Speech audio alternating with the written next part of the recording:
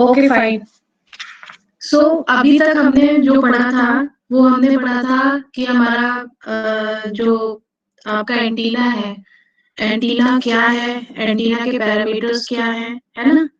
पढ़ा था, है ना? एंटीना एरे पढ़ा था, ठीक है। और प्रोपोगेशंस पढ़ लिए थे कि हमारे sky wave propagation, space wave propagation और ग्राउंड वेव प्रोपोगेशन होता है, ठीक है।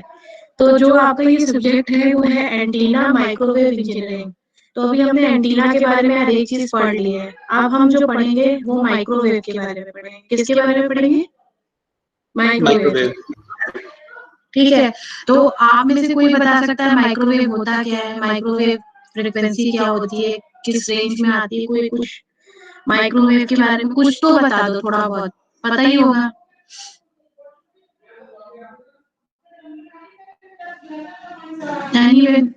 एनीवन? प्रांजलि, आदर्श, ईशान, बेटा बताओ माइक्रोवेव क्या होता है? मोहित मिश्रा। माइक्रोवेव ईएम स्पेक्ट्रम में एक पर्टिकुलर स्पेक्ट्रम होता है जिसमें मैम जो वेव जो लेंथ है वो लेस देन 1 सेंटीमीटर होती है, 200 सेंटीमीटर। Good, very good. और कोई कुछ बता सकता है? अगर हम ये कहें कि ये शॉर्ट वेव्स होती है तो सही है? अगर हम ये कहें ये शॉर्ट वेव्स होती है, अगर वेव जो वेवलेंथ अगर इसकी शॉर्ट होगी तो फ्रीक्वेंसी क्या होगी? फ्रीक्वेंसी क्या होगी? हाई होगी। हाई होगी, बट नेचुरल है, क्योंकि हमें पता है लैम्डा इज इक्वल्स टू क्या होता है? सी अपॉन एफ होता है कि नहीं? सी अपॉन एफ होता है कि नहीं? मीन्स क्या हो गया? अगर हमारा लैम्डा जो है वो अभी भी बच्चे ऐड हो रहे हैं, जो लैम्डा है वो अगर हमारा कम है तो फ्रीक्वेंसी हमारी ज्यादा होगी।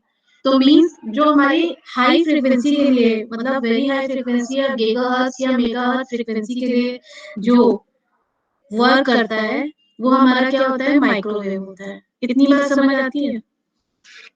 इतनी बात समझ आती है? Yes ma'am. क्लियर हुआ ना कॉन्सेप्ट? तो अभी हम थोड़ा सा पहले आपको इंट्रोडक्टरी पार्ट बताएंगे कि माइक्रोवेव होता क्या है। तो बहुत अच्छी तरह से बताएंगे कि माइक्रोवेव होता क्या है, ठीक है। क्योंकि हम भी इसमें माइक्रोवेव मतलब पैच एंटीना माइक्रोवेव फ्रीक्वेंसी में ही वर्क करता है, तो हम उसमें वर्क कर रहे हैं, तो मतलब इंटरेस्ट है इसमें। तो हम आपको अच्छी तरह से बताएंगे घुस के कि मतलब ये होता क्या है। देन हम स्टार्ट करेंगे कि एक पीपीटी लेके हम स्टार्ट करेंगे कि वेव गाइड होता क्या है, वेव गाइड दिखती कैसे है, वेव गाइड का क्या फंक्शन होता है, वेव गाइड कितने टाइप्स की होती है, और हमें यहाँ पे रेक्टेंगुलर और सर्कुलर वेव गाइड की सारी जितनी भी, जैसे वो ट्रांसफर इलेक्ट्रिकल मोड में कैसे वर्क कर रहा है, ट्रांसफर मैग्नेटिक मोड मतलब उसमें किस टीएम में कैसे वर्क कर रहा है, टीई में बेसिकली कैसे वर्क कर रहा है, वो सारी चीजें हम स्टडी करेंगे बाद में, ठीक है। तो पहले आज हम सिर्फ इंट्रोडक्शन पार्ट आपको बता रहे हैं और वेव गाइड होती क्या है उसके बारे में बता रहे हैं। क्लियर? क्लियर? क्लियर। तो अरे यार, पहले आज फिर से वही गलती हो रही है।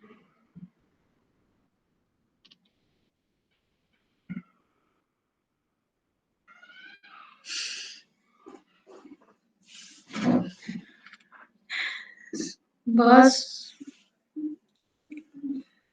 स्क्रीन शो हो रही है? आदर्श, प्रांजलि, हाँ अभी लोड हो रहा है। हम हो रही है, शो हो रही है मैम। हो रही है ना? ये देखिए बेटा, एक मैंने समराइज वे में दिख रही है ना, स्लाइड दिख रही है? Yes ma'am. एक समराइज वे में बेटा मैंने इसको लिखा है इंट्रोडक्शन पार्ट, माइक्रोवेव होता क्या है। जैसे कि अभी मतलब आपको आदर्श ने भी बताया कि ये क्या करता है, एक स्मॉल वेव लेंथ में डील करता है। किस में डील करता है? वेरी स्मॉल वेव लेंथ में डील करता है। तो इसको हम कह सकते हैं the signal deals with very small wavelength is called microwave. ठीक है यहाँ तक? माइक्रोवेव सिग्नल ठीक है यहाँ तक? Yes ma'am. अब क्या करते हैं, जैसे कि अभी आदर्श ने बताया था कि ये जो हमारा एक होता है हमारा इलेक्ट्रोमैग्नेटिक स्पेक्ट्रम।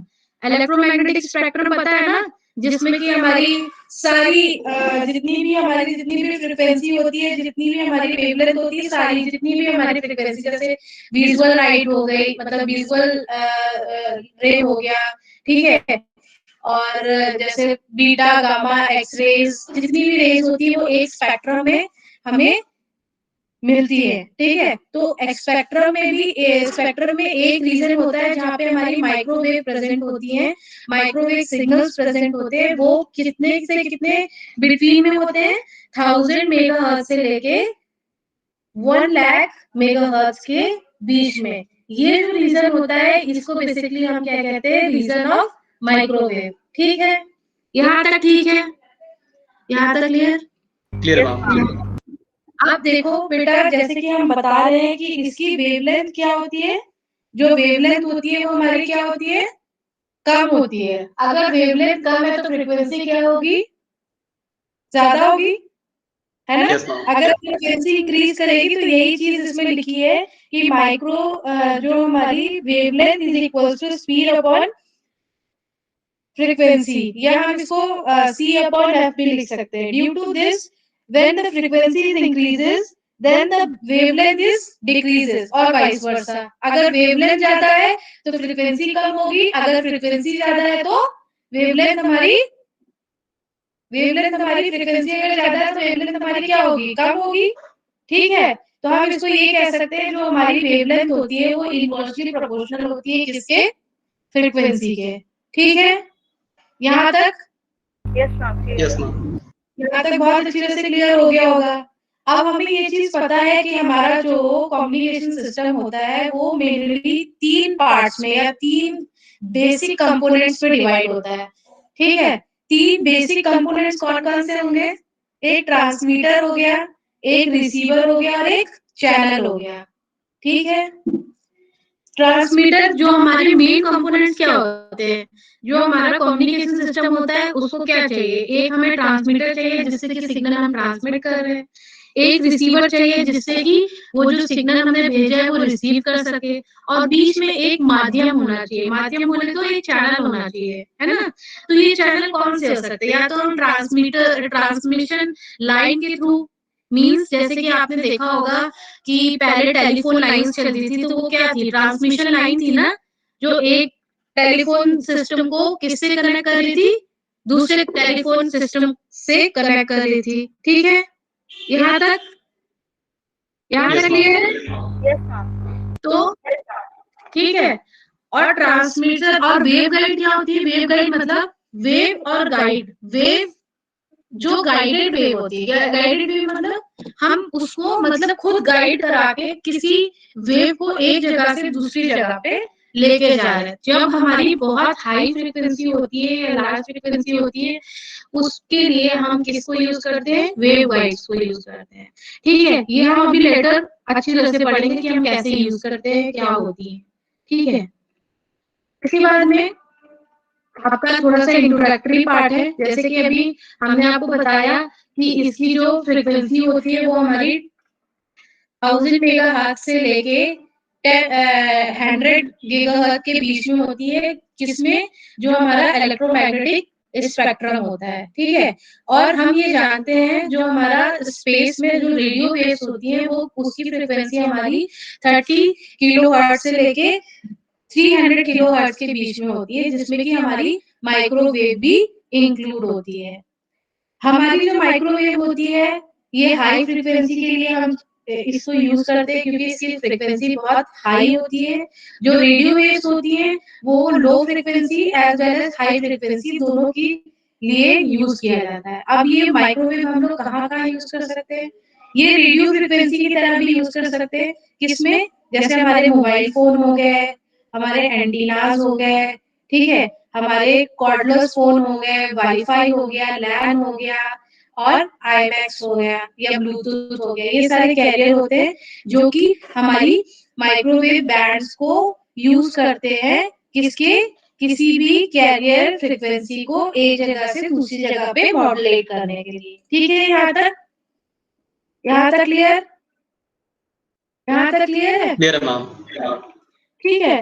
तो जैसे बेटा आपने देखा होगा कि हमारे कैंपस में भी वाईफाई लगा है, तो वाईफाई जो है बेसिकली जैसे स्कूल्स में या कहीं पे भी वाईफाई जो है वो हमारा 3 गीगाहर्ट्ज या 2.45 गीगाहर्ट्ज फ्रीक्वेंसी में वर्क करता है, ठीक है। और यही जो आपके यहाँ पे माइक्रोवेव ओवन्स होंगे, तो जो माइक्रोवेव्स होते हैं ये भी बहुत हाई फ्रीक्वेंसी में वर्क करते हैं, जो कि माइक्रोवेव हम इसलिए बोलते हैं क्योंकि ये माइक्रोवेव फ्रीक्वेंसी में वर्क करते हैं, इसलिए हम इसको माइक्रोवेव्स कहते हैं। ठीक है यहाँ तक? ठीक है? यस तो यहाँ पे हम माइक्रोवेव का फ्रीक्वेंसीज का यूज करते हैं। तो यही सारी चीजें लिखी हुई है।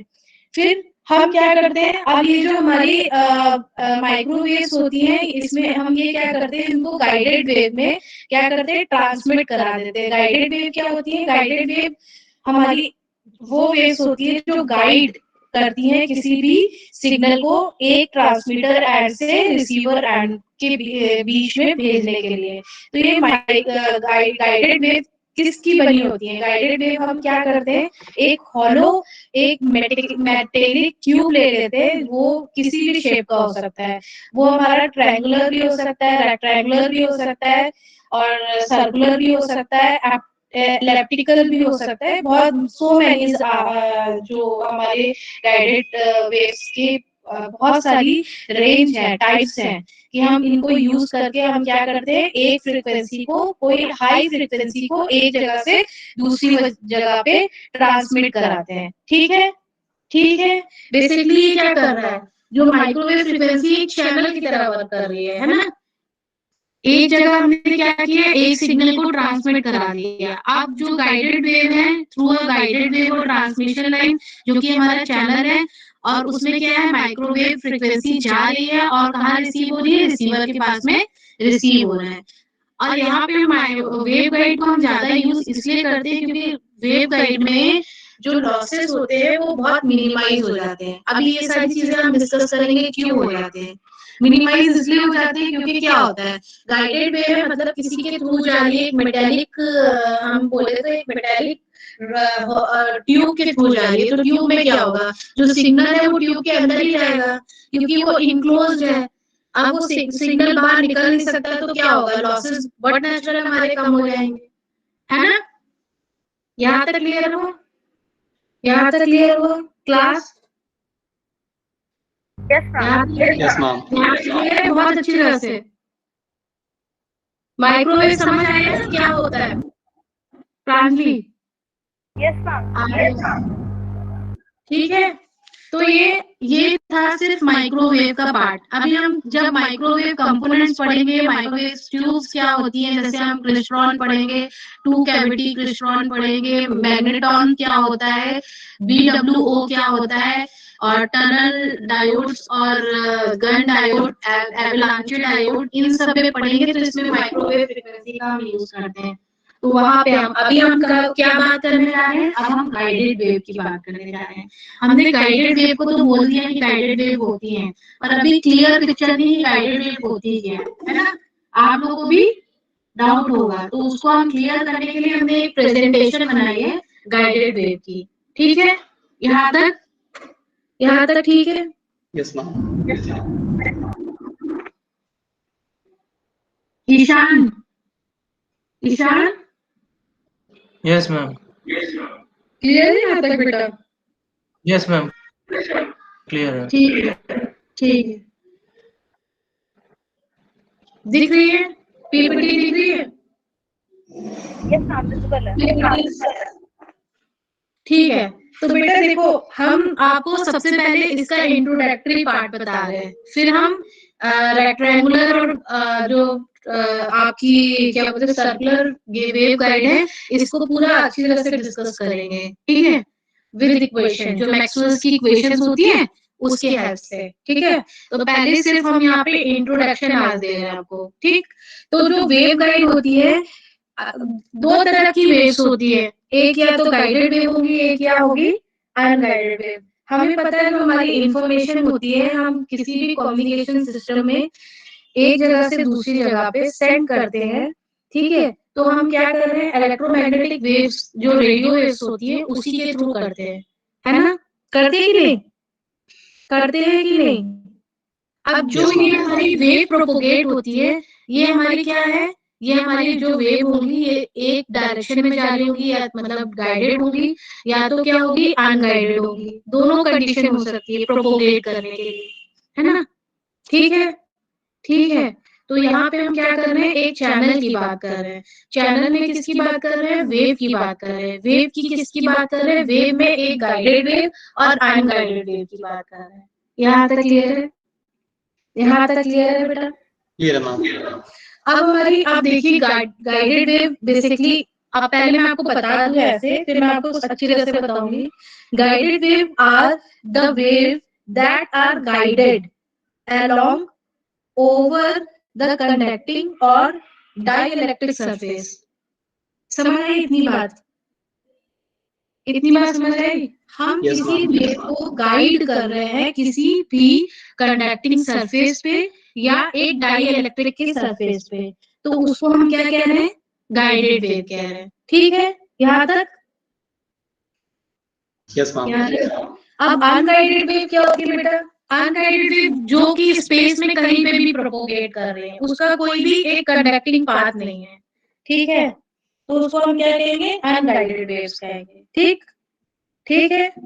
जैसे कि हम अगर एग्जांपल ले, जो लाइट वेव्स होती हैं स्टार्स में, गैलेक्सीज में, या रेडियो वेव्स होती है एयरशिप्स के लिए जो हम लोग यूज करते हैं, वो क्या होती हैं, वो अनगाइडेड वेव्स होती हैं। ठीक है, अब गाइडेड वेव का बहुत अच्छा एग्जांपल आपको दूं, जैसे कि मैंने आपको बताया था आइनोस्फीयर से जब हमारा कोई ट्रांसमिशन जो सिग्नल होता है वो क्या करता है, एक आइनोस्फीयर में जाके क्या करता है, टच करता है, मतलब उसको टच करके फिर वहां से क्या होता है, रिफ्लेक्ट बैक होता है किसके पास में, किसके पास में, रिसीवर के पास में। तो ये क्या कर रहा है, एक गाइडेड वेव को बना रहा है ना, मतलब एक सिग्नल गया जो कि आइनोस्फीयर को हिट किया और आइनोस्फीयर से टकरा के फिर से वो क्या हुआ, रिफ्लेक्ट बैक हुआ, किसके पास हुआ, ट्रांसमिशन के पास में। तो वो क्या हो गया, एक गाइडेड लाइन हो गई, है ना, बिटवीन द अर्थ और आइनोस्फीयर। यहाँ तक क्लियर है?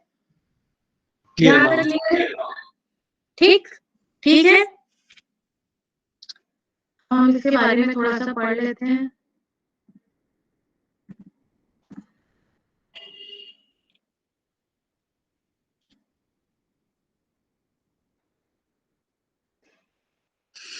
अब यहाँ पे हमने यहाँ पे लिखा हुआ है कि हमारे गाइडेड वेव्स हमें क्यों इम्पोर्टेंस, उसका इम्पोर्टेंस क्या था, क्योंकि हम ट्रांसमिशन लाइन तो मतलब इलेक्ट्रोमैग्नेटिक जो सिग्नल्स थे उनको ट्रांसमिशन लाइन के थ्रू या केबल के थ्रू हम लोग भेज ही रहे थे, तो फिर हमें गाइडेड वेव की क्या जरूरत पड़ी, तो गाइडेड वेव की जरूरत ये पड़ी कि जब हमारी हायर देन 3 गीगाहर्ट्ज फ्रीक्वेंसी होती है, तो वहां पे क्या होती है, जो हमारी ट्रांसमिशन लाइन और केबल होती है वो बहुत डिफिकल्ट होता है कि उससे ट्रांसमिशन इजिली कर सके।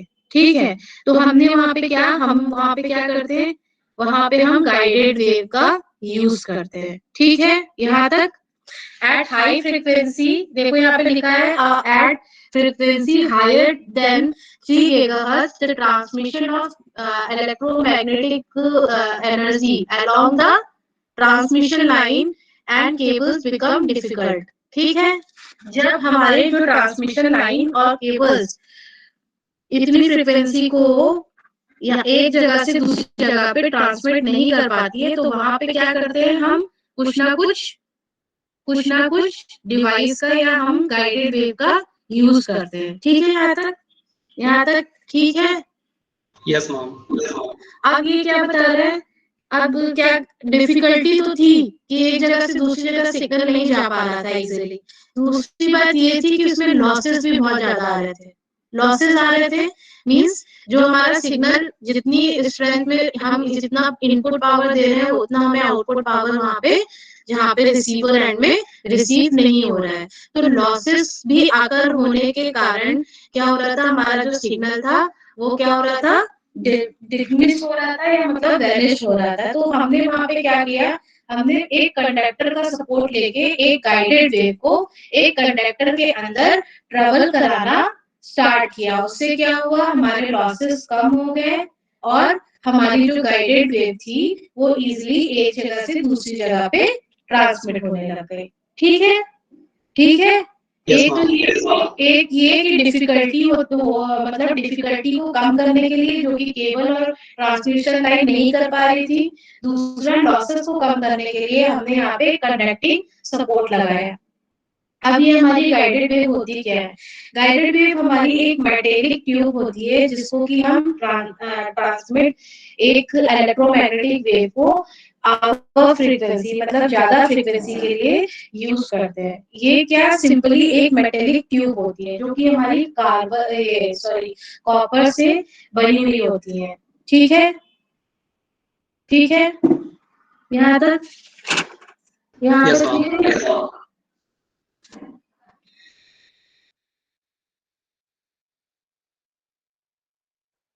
और ये देखिए, इससे आपको और अच्छे से पता चल जाएगा। एक ये हॉलो मेटालिक ट्यूब होती है जो कि uniform cross section of transmitting electromagnetic wave by the successive क्या है रिफ्लेक्शन। ये बहुत इंपॉर्टेंट टर्म है। इसमें क्या होता है, ये देखिए, ये जो आपने वो पढ़ा होगा, ऑप्टिकल फाइबर पढ़ा है, ऑप्टिकल फाइबर पढ़ा है मैम सब्जेक्ट में नहीं पढ़ा लेकिन ऐसा पढ़ा है बस। ऐसा पढ़ा है ना। ऑप्टिकल फाइबर में बेटा क्या होता है, अभी उसमें करंट में इलेक्ट्रोमैग्नेटिक में आप नहीं जा रहे हो। हम एक बात बता रहे हो, ऑप्टिकल फाइबर की जो ट्यूब होती है वो भी क्या होती है, हॉलो होती है। तो उसमें हम क्या करते हैं, किसी लाइट सिग्नल को क्या करते हैं, उसमें पास कराते हैं। वो जो लाइट सिग्नल होती है हम यहाँ से पास कराते हैं, वो जिगजैग शेप में सक्सेसिव रिफ्लेक्शन के उसमें क्या करती है, ट्रेवल करती है। उसी तरीके से यहाँ पे क्या होता है, सक्सेसिव रिफ्लेक्शन होता है फ्रॉम द इनर वॉल। क्या करते हैं हम, एक जो सिग्नल है उसको हमने ट्रांसमिट करा दिया। जैसे हम उसको ट्रांसमिट कराएंगे तो वो क्या करेगी, उसकी इनर वॉल को क्या करेगी, हिट करेगी कि नहीं, हिट करेगी कि नहीं। और जैसे ही हिट करेगी तो फिर से क्या करेगी, फिर रिफ्लेक्ट बैक होगी, फिर हिट करेगी, फिर रिफ्लेक्ट बैक होगी, फिर हिट करेगी, फिर रिफ्लेक्ट बैक होगी। तो एक जिगजैग शेप बना लेती है।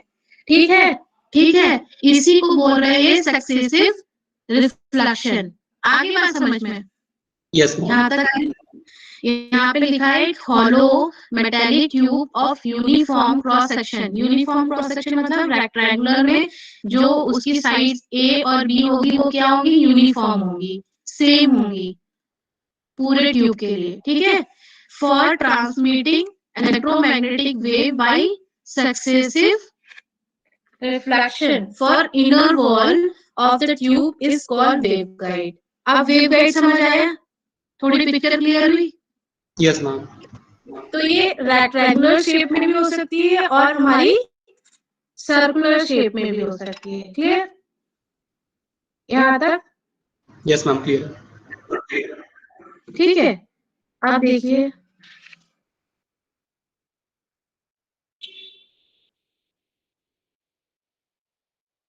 इसकी बेसिक फीचर्स क्या है। Waveguide may be used to carry the energy between the piece of equipment or the long distance to carry transmitter power to an antenna or the microwave signal from the antenna to the receiver antenna। ये क्या करती है, जैसे कि हम इसको energy देते हैं, ठीक है, ये क्या करती है, उस एनर्जी को सक्सेसिव रिफ्लेक्शन के थ्रू क्या करती है, ट्रांसमीटर एंड से रिसीवर एंड पे क्या करती है, एक माइक्रोवेव सिग्नल को पास कराती है। ठीक है, ठीक है, क्लियर यहाँ तक?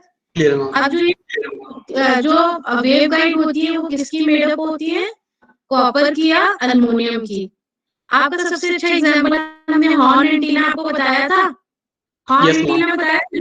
तो हॉर्न एंटीना में क्या होता है, हॉर्न एंटीना में हमारी क्या होती है, इलेक्ट्रोमैग्नेटिक वेव्स होती है ना, उसको हम क्या करते हैं, वो जो उसका शेप होता है, उसका शेप क्या होता है, वर्टिकल। हमने आपको बताया था, एक होता है जो इलेक्ट्रिकल सिग्नल के लिए होता है, एक होता है मैग्नेटिकल सिग्नल के लिए, एक होता है दोनों के लिए होता है, एक होता है हमारा जो कि मतलब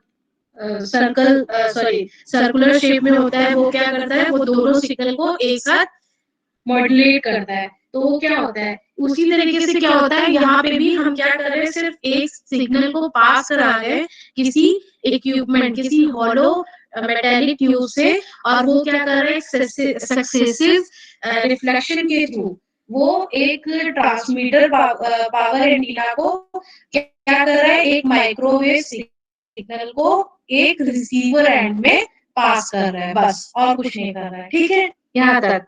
अब ये वेवगाइड्स होती हैं, ये हमारी कॉपर या एल्युमिनियम की बनी होती हैं, यहाँ पे लिखा हुआ है दिस मेटल, ये जो मेटल होती है ये क्या करती हैं, ये बहुत लॉन्ग रेक्टेंगुलर और क्या सर्कुलर पाइप्स जो होती है उसकी बनी होती है, जिसमें कि हम सिग्नल को, रेडियो सिग्नल को या इलेक्ट्रोमैग्नेटिक सिग्नल को पास कराते हैं। ठीक है, यहाँ तक क्लियर है ना? क्लियर है ma'am.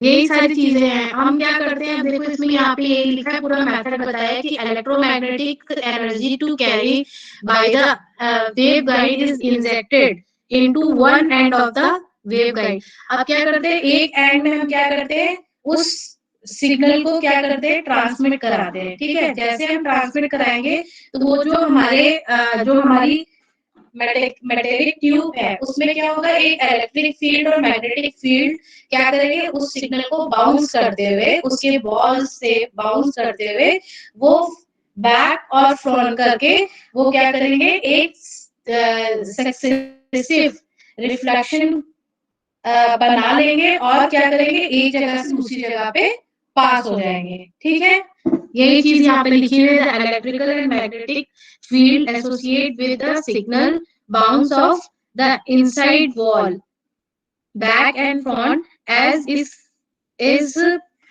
propagates down to the waveguide। ठीक है यहाँ तक यही चीज हमने अभी आपको बताई। वो हॉलो ट्यूब होती है, उसमें से हम सिग्नल पास करते हैं और वो सक्सेसिव रिफ्लेक्शन के थ्रू क्या करती है, एक जगह से दूसरी जगह ट्रांसमिट होती है। ठीक है, अब ये देखिए, आपको पता होगा, आपने ईएम वेव्स पढ़ा होगा, ईएमएफटी में पढ़ा है कि नहीं, ईएम वेव पढ़ा है, ईएमएफटी में ईएम वेव्स पढ़ी होंगी ना यस बेटा, मैम। है ना, स्फेरिकल के लिए और सिलेंड्रिकल के लिए और रेक्टेंगुलर के लिए, सबके लिए आपने देखी भी होंगी, मैक्सवेल ma'am. इक्वेशंस सॉल्व भी की होंगी, उसकी बाउंड्री कंडीशंस भी होती हैं बहुत सारी। तो इसमें हम क्या करेंगे, हम इसमें रेक्टेंगुलर और सर्कुलर के लिए भी बाउंड्री कंडीशंस निकालेंगे और कट ऑफ फ्रीक्वेंसी निकालेंगे और फेज वेलोसिटी क्या होती है वो सब निकालेंगे। ठीक है, तो हम क्या करेंगे, जो ईएम वेव की जो कन्फिगरेशन है उसको हम मैक्सवेल इक्वेशन से सॉल्व करेंगे। ठीक है, तो हम सॉल्व करेंगे तो क्या है, नंबर ऑफ मोड्स, मतलब अब क्या है, क्योंकि हमारी ईएम वेव है, ये मोड्स क्या कह रहा है, मोड्स इज नथिंग बट यहाँ पे देखिए, आपको पता होगा कि हमारा जो ईएम वेव होता है वो कंपोनेंट्स इस तरीके से डिवाइड होते हैं, है ना, x axis, y axis and z axis में। देखिए एक्स वाई एंड जेड ऐसा होता है कि नहीं, ये एक देखिए ऊपर जो जा रहा है, ये जो हमारा Yes, ma'am. ये हमारा वाई एक्सिस है, ये जो इस साइड जा रहा है वो हमारा जेड एक्सिस है, और ये जो जा रहा है हमारा ये क्या है, एक्स एक्सिस है। तो वाई एक्सिस में भी उसका क्या होगा, ई एक्स और एच वाई, नहीं sorry, E y and H y, है ना, और जो जेड एक्सिस में उसमें भी कुछ ना कुछ हमारा इलेक्ट्रिकल और मैग्नेटिक फील्ड होगा। ठीक है, और जो एक्स एक्सिस है उसमें भी कुछ ना कुछ इलेक्ट्रिकल और मैग्नेटिक फील्ड होगा। तभी यहाँ पे देखिए ई एक्स और एच एक्स से, ई जेड और एच जेड से, और ई वाई और एच वाई से यहाँ पे रिप्रेजेंट किया है। ठीक है, यहाँ तक क्लियर है? Yes, ma'am. आगे देखिए,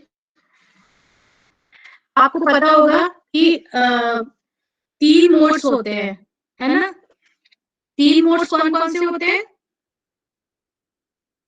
3 मोड्स आदर्श कौन कौन से होते हैं बेटा? मैम अभी याद नहीं है। अरे 3 मोड्स मतलब अभी हमने आपको बताया था कि एक तो होगा ट्रांसमीटर चैनल वो नहीं हम जो हम उसको ट्रांसफर इलेक्ट्रिकल, ट्रांसफर इलेक्ट्रोमैग्नेटिक और ट्रांसफर मैग्नेटिक फील्ड, उसकी मोड्स बताने के लिए हम बोल रहे हैं। जो हमने पॉसिबिलिटी क्या मोड्स की 3 होंगी ना इसमें, 3 ही तो पॉसिबिलिटी होंगी, या तो वो हमारा टीएम की तरह वर्क कर रहा होगा, या टीई की तरह वर्क कर रहा होगा, या टीईएम की तरह वर्क कर रहा होगा, है ना। इसमें तो पॉसिबल 3 मोड्स होंगे। तो ट्रांसफर इलेक्ट्रोमैग्नेटिक वेव्स में क्या होंगे, तो क्या हम टीईएम से रिप्रेजेंट करते हैं, तो इसमें क्या होगा, here the electrical and magnetic field are directed to the component, मतलब हमारा ई जो ई जेड होगा वो भी 0 है और एक्स जेड भी इक्वल टू 0 है, ठीक है। जो हमारा ट्रांसफर इलेक्ट्रिक फील्ड है, मतलब इलेक्ट्रिकल फील्ड जो है वो तो हमारी शो कर रही है, और जो हमारी मैग्नेटिक फील्ड है वो प्योरली नॉट अ ट्रांसफर, ठीक है। उसी तरीके से मैग्नेटिक फील्ड का हम देख लेते हैं। मैग्नेटिक फील्ड में भी हमारी मैग्नेटिक फील्ड तो शो कर रही है, ठीक है, बट जो हमारा डायरेक्शन ऑफ प्रोपोगेशन है वो ओनली मैग्नेटिक फील्ड शो कर रही है, बट जो हमारी इलेक्ट्रिकल फील्ड है वो क्या है, प्योरली ट्रांसफर नहीं है। हाइब्रिड में क्या होता है, नाइदर वो इलेक्ट्रिकल की तरह वर्क कर रहा है ना, और या तो फिर मैग्नेटिक फील्ड की तरह वर्क कर रहा है, ठीक है, ठीक है, यहाँ तक। तो ये 3 मोड होते हैं। देखो इससे ज्यादा अच्छे से समझ आएगा टीएम मोड। जैसे कि हमने यहाँ पे टीई मोड को हमने क्या किया है, ब्लू लाइन से रिप्रेजेंट किया है, ठीक है, ठीक है। टीई मोड को हमने किससे रिप्रेजेंट किया है, ब्लू लाइन से, ठीक। और टीएम मोड्स को हमने किससे रिप्रेजेंट किया है, रेड लाइन से। तो टीई मोड क्या है हमारी, ये हमारी इलेक्ट्रिकल फील्ड को शो कर रही है, और टीएम मोड जो है वो हमारी क्या कर रही है, ये हमारी मैग्नेटिक फील्ड को शो कर रही है। ये तो आपको पता ही है कि ट्रांसफर इलेक्ट्रिक और ट्रांसफरेबल मैग्नेटिक फील्ड जो होती है वो क्या होती है, परपेंडिकुलर टू ईच अदर होती है ना, होती है कि नहीं। यस मैम, क्लियर है यहाँ तक, क्लियर मैम। देखिए यहाँ पे जो ब्लू लाइंस है वो हमारी क्या कर रही है, इलेक्ट्रिकल फील्ड को शो कर रही है, और ये जो हमारी रेड आपको लूप्स दिख रहे हैं, कॉन्टिन्यूअस लूप्स दिख रहे हैं, ये क्या हमारी मैग्नेटिक फील्ड है, ठीक है। तो इस तरीके से ये क्या करती है, एक इनक्लोज्ड रेक्टेंगुलर, इसलिए रेक्टेंगुलर का एग्जांपल दिया है, उसमें क्या करती है, वेव्स ट्रेवल करती हैं, ठीक है, यहाँ तक। Yes ma'am.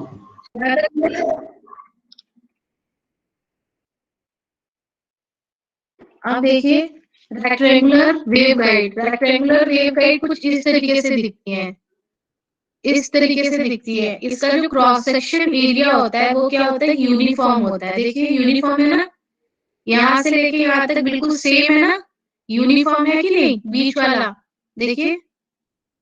तो इनका जो क्रॉस सेक्शन एरिया होता है वो बिल्कुल यूनिफॉर्म होते हैं, ठीक है, ठीक है।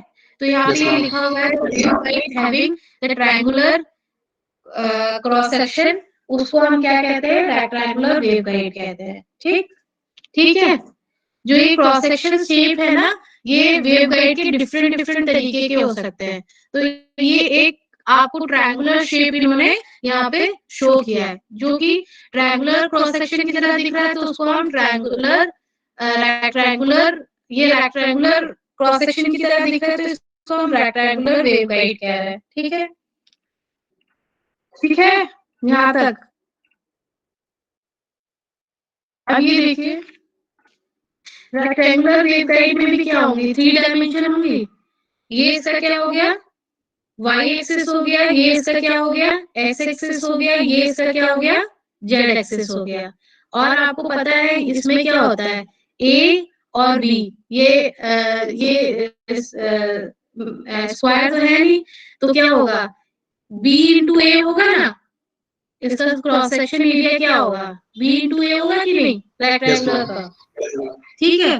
तो हम क्या करेंगे, मोड्स भी लेंगे, मोड्स को हम m और m से रिप्रेजेंट कर रहे हैं, और जो उसकी हाइट है और जो इसका जो विड्थ है उसको हम AB से रिप्रेजेंट कर रहे हैं। तो जब हम क्रॉस सेक्शन इसका एरिया निकालेंगे या रेक्टेंगुलर की बात करेंगे तो हम उसमें मोड की m और m से रिप्रेजेंट करेंगे, उसको भी हम देखेंगे, और A और B को भी लेके चलेंगे, ठीक है, और उसको डिटरमाइन करेंगे। तो आपको ये बता दे कि हम कुछ भी बनाते हैं या कोई भी वेवगाइड लेते हैं या वेवगाइड जो भी बनाते हैं, तो वो डिटरमाइन सबसे पहले हम ऑपरेटिंग फ्रीक्वेंसी करते हैं। मान लीजिए हम कोई एंटीना भी बनाते हैं ना, तो बेटा हम किस ऑपरेटिंग फ्रीक्वेंसी के लिए बना रहे हैं, आप कभी इस पे काम करेंगे, सॉफ्टवेयर पे CST पे काम करेंगे या IE3D पे काम करेंगे, जो इलेक्ट्रोमैग्नेटिक जो आपके एंटीनास होते हैं उसमें डिजाइन होते हैं। तो आप उसमें जब काम करेंगे तो आपको पहले ये बताना होगा कि आपको किस ऑपरेटिंग फ्रीक्वेंसी के लिए इसको डिजाइन करना है। तो हम वेव गाइड भी किसी ऑपरेटिंग फ्रीक्वेंसी के लिए बनाते हैं। जैसे कि हमने मान लो 3 मेगाहर्ट्ज फ्रीक्वेंसी के लिए बनाया, ठीक है, तो 3 मेगाहर्ट्ज फ्रीक्वेंसी के लिए हमने बनाया, तो हम पहले उसमें ऑपरेटिंग फ्रीक्वेंसी उसमें फिल करेंगे 3 गीगाहर्ट्ज फ्रीक्वेंसी। देन हम उसकी डायमेंशंस हैं जैसे A और B, उसकी कितनी हम लेंथ और ब्रेथ रख रहे हैं वो हम उसमें डिसाइड करेंगे, ठीक है। और एक होती है हमारी कट ऑफ फ्रीक्वेंसी। कोई बता सकता है कट ऑफ फ्रीक्वेंसी क्या होती है? एनीवन? कोई बता सकता है कट ऑफ फ्रीक्वेंसी क्या होती है? कट ऑफ फ्रीक्वेंसी वो मिनिमम या लोवेस्ट फ्रीक्वेंसी होती है जो कि किसी भी ऑपरेशन के लिए हमें चाहिए ही चाहिए, उसको हम क्या कहते हैं, कट ऑफ। इससे अगर कम है तो वो क्या करेगी, वो फ्रीक्वेंसी ट्रेवल नहीं करेगी आगे, है ना? ठीक है, ठीक है यहाँ तक? Yes ma'am. अब देखिए यहाँ पे एक डायग्राम से रिप्रेजेंट किया है। देखिए यहाँ पे एट कट ऑफ, ई वाला देखिए, at cut off frequency. Cut off frequency में क्या हो रहा है, एक स्ट्रेट लाइन दिख रही है, सिर्फ वेव जा रही है, वहां टकरा रही है, वापस आ जा रही है। मतलब ये जो फ्रीक्वेंसी है इससे अगर ज्यादा होगी तभी वो इस तरीके से जिगजैग शेप में एक जगह से दूसरी जगह पे सिग्नल मूव करेगा, ठीक है, अदरवाइज नहीं करेगा, ठीक है, ठीक है, यहाँ तक क्लियर है? Clear ma'am. अब देखिए यहाँ पे लिखा हुआ है at high frequency. High frequency में देखिए यहाँ से हमने कोई फ्रीक्वेंसी यहाँ पे भेजी जो कि हमारी कट ऑफ फ्रीक्वेंसी से ज्यादा है, ये यहाँ पे हिट की, ऊपर हिट की, देखिए ये पहला एरो देख रहे हैं, फर्स्ट ए में देखिए, ये यहाँ पे हिट की, फिर ये क्या हुई, रिफ्लेक्ट बैक हुई, है ना, रिफ्लेक्ट बैक हुई। जो यहाँ से हमने इंसर्ट कराई है उसको हम क्या कहते हैं, एंगल ऑफ इंसिडेंट कहते हैं, और जो रिफ्लेक्ट हुई उसको एंगल ऑफ रिफ्लेक्शन कहते हैं। जब ये दोनों इक्वल होते हैं तो क्या होता है, टोटल इंटरनल रिफ्लेक्शन। अगर हम ये कहें कि ये जो वेव है वो टोटल इंटरनल रिफ्लेक्शन से क्या कर रही है, जिगजैग शेप में क्या कर रही है, किसी इनक्लोज्ड रेक्टेंगुलर डिवाइस में या कंडक्टर में क्या कर रही है, या रेक्टेंगुलर एक मेटेलिक ट्यूब में क्या कर रही है, ट्रेवल कर रही है ना, है ना, क्लियर? क्लियर है मैम। यहाँ तक। अब ये देखिए मीडियम फ्रीक्वेंसी के लिए क्या हो रहा है, अब ये जो इसका जो एंगल ऑफ रिफ्लेक्शन है थोड़ा सा कम हो गया है। मैक्सिमम फ्रीक्वेंसी के लिए क्या था, हाई फ्रीक्वेंसी के लिए ये ज्यादा था, अब जो मीडियम फ्रीक्वेंसी के लिए ये थोड़ा सा कम हो गया, लोअर फ्रीक्वेंसी के लिए ये और कम हो गया। तभी कहते हैं जो हमारी हाई फ्रीक्वेंसी होती है, मतलब जो लो फ्रीक्वेंसी होती है वो क्या होती है, वो बहुत देर में क्या होती है, सिग्नल को पास करती है कि नहीं करती है ना। जब हमें लॉन्ग डिस्टेंस के लिए कोई कम्युनिकेशन करना होता है तो हम लो फ्रीक्वेंसी का यूज करते हैं। हाई फ्रीक्वेंसी हमारी बहुत फास्ट ट्रेवल करती है ना, ठीक है। और सबसे लास्ट में यहाँ पे क्या दे रखा है, at cut off frequency. Cut off frequency means अब ये जो लोअर फ्रीक्वेंसी है, अगर इससे लोवेस्ट फ्रीक्वेंसी है, अगर इससे अगर ज्यादा होगी तभी ये क्या करेगा, एंगल ऑफ रिफ्लेक्शन बनाएगा, अदरवाइज ये यहीं पे क्या हिट करते करते यहीं पे हिट करता रहेगा, ये आगे सिग्नल बढ़ेगा ही नहीं। यहाँ तक क्लियर है? यहाँ तक क्लियर है? ठीक है, चलिए हम आज यहीं पे स्टॉप करते हैं, ठीक है, नेक्स्ट क्लास में आगे रिप्रेजेंट करेंगे। यहाँ तक तो क्लियर होगा, सबको समझ आया ना? Yes ma'am. ठीक है, आप लोग अटेंडेंस दे दीजिए अपनी।